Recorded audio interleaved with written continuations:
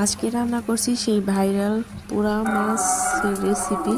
মাছটাকে প্রথমে পুড়ে নিচ্ছি, মাছ পোড়ানো হয়েছে। সবগুলো মাছ একটা একটা করে পুড়ছি। তারপরে বাটা পেঁয়াজ, তারপরে আদা রসুন বাটা, এগুলো দিয়া তেলের সাথে একটু ভাজা টেজে, আর অন্যান্য যা মশলা আছে, ও একটু টমেটো ব্লেন্ডার করছি, ওইটাও দিয়া দিছিলাম।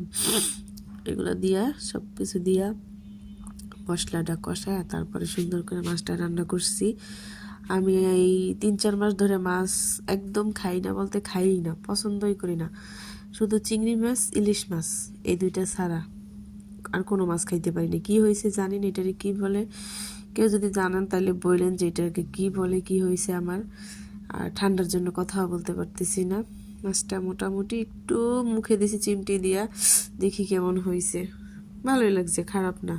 কি ফোনে দেখতে দেখতে আমারও ইচ্ছা হলো আমি এইভাবে রান্না করি পোড়া